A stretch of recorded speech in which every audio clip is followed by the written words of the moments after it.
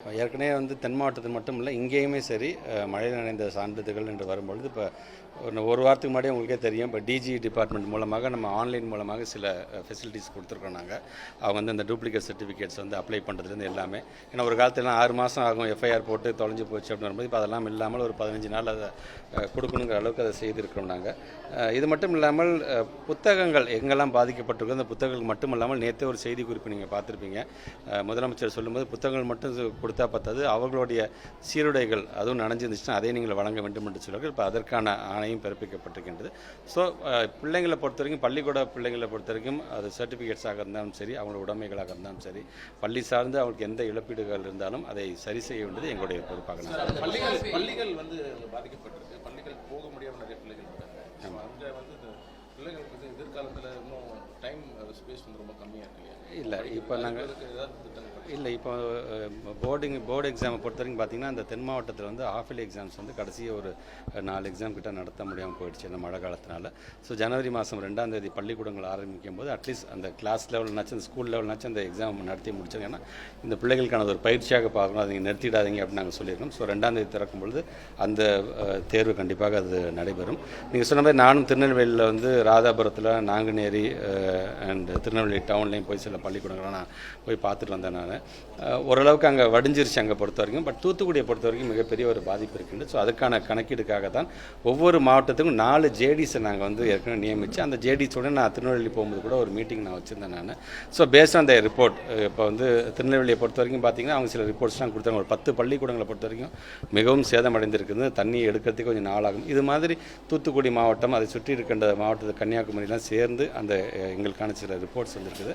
அதை பேஸ் பண்ணி ஒவ்வொரு பள்ளிக்கூடங்களும் திறக்கப்படுவதற்கு முன்பாக உரிய பாதுகாப்பு இருக்கின்ற பட்சத்தில் மட்டுமே அது அன்றைக்கு திறக்கப்படும் என்பதை நாங்கள் ஏற்கனவே சொல்லியிருக்கிறோம். நாங்கள் ஜனவரி 7ஆம் தேதி இந்த பட்டதாரி ஆசிரியர் தேர்வு இருக்குது. தென் மாவட்டங்களில் இருக்கக்கூடியவங்க மழையால் பாதிக்கப்பட்டதுனால தேர்வு ஒத்திவைக்கணும்னு ஒரு கோரிக்கை வைக்கிறாங்க. இல்லை, இப்போ பொறுத்த வரைக்கும் அங்கே உங்களுக்கே தெரியும், ஒரு 2-3 நாட்களுக்கு பிறகு மக்கள் பாதிக்கப்பட்டிருக்காத நான் இல்லை என்று சொல்லவில்லை. அதற்கான பல்வேறு நிவாரணப் பணிகளை நாம் செஞ்சிட்ருக்கிறோம். அங்கே புதிதாக ஏற்கனவே 10க்கும் மேற்பட்ட அமைச்சர்கள் அதை செய்து கொண்டிருக்கின்றார்கள் என்று சொன்னாலும் நமக்கு அதுக்கான ஒரு பல்கான ஒரு ரெக்வஸ்ட் வரல, இது மாதிரி மாற்றி வைங்க போங்கன்னு. இப்போ இது வரைக்கும் அதில் எந்த ஒரு மாற்றமும் இல்லை என்று தான் சொல்லுவாங்க.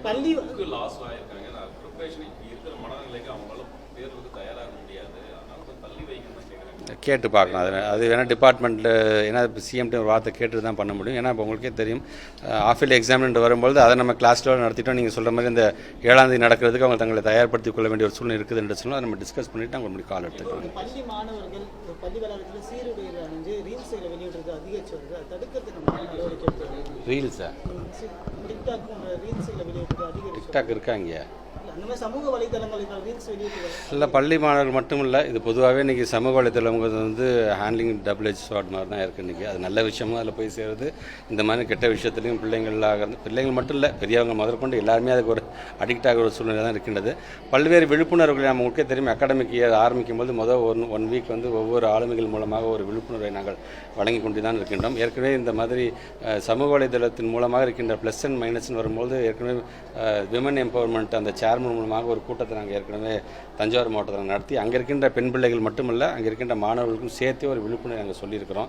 எவ்வளோ முக்கியமாக நீங்கள் பயன்படுத்த வேண்டும், குறிப்பாக உங்களுடைய புகைப்படங்களை சமூக வலைத்தளத்தில் நீங்கள் பயன்படுத்த அந்த ரெஸ்ட்ரிக்ஷன்ஸ் கண்டிப்பாக இருக்க வேண்டும் என்று பல்வேறு அறிவுரைகள் அந்த பிள்ளைகளுக்கு நாங்கள் சொல்லியிருக்கின்றோம். அந்த விதத்தில் இது தேவைப்படுகிற பட்சத்தில் இன்னும் வருகின்ற ஆண்டுகள் இன்னும் அதிகப்படியான விழிப்புணர்வு கூட்டங்கள் நான் கண்டிப்பாக கொடுத்துருக்காங்க. ஏற்கனவே நான் பார்த்தேன், ஒரு 2-3 நாட்களுக்கு முன்னாடி வந்தது. கிட்டத்தட்ட 642 பள்ளியில் 500க்கும் மேற்பட்டிருக்கின்றதில் இஷ்யூஸ் நாங்கள் பார்த்துருக்கோம். இல்லை, கண்டிப்பாக நான் இது என்ன விதத்தில் அவங்க இதை கொடுத்துருக்காங்க, அந்த எராடிகேஷன் கமிட்டி கொடுத்துருக்காங்க. நாங்கள் ஃபஸ்ட்டு பார்க்கணும். ஏன்னா இந்த காலத்தில் 2 லைன்லாம் நிற்க வைக்கிறாங்க சாப்பாட்டுக்குங்கிறதுலாம் அதை கண்டிப்பாக ஏற்றுக்கொள்ள முடியாது. அது எந்த விதத்தில் அதை எடுத்திருக்காங்க we need to study. Because anyway நாங்கள் எங்களோட டிபார்ட்மெண்ட் அதை நான் ஃபார்வர்ட் பண்ணியிருக்கோம்.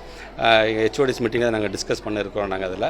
ஸோ அந்த மாதிரியான என்னை பொறுத்த வரைக்கும் தமிழ்நாட்டில் அது போன்ற போன்ற ஒரு பாகுபாடு வந்து கண்டிப்பாக பள்ளிக்கூடத்தில் பார்க்கப்படுதில்லை. எந்த காலத்துலேருந்து அது அந்த சர்வே எடுத்திருக்காங்க எனக்கும் தெரியல. 2 டம்ளர்கள் வச்சுருக்க அதை பற்றி பேசியிருக்கிறாங்க, லைனில் நிற்கிறதை பற்றி சொல்லியிருக்காங்க. ஒரு சில சாதி அமைப்பை சார்ந்திருக்கின்ற மாணவர்கள் வந்து இந்தந்த பணிகளில் அவங்க ஈடுபட வேண்டும் என்று சொல்லியிருக்கிறார்கள்.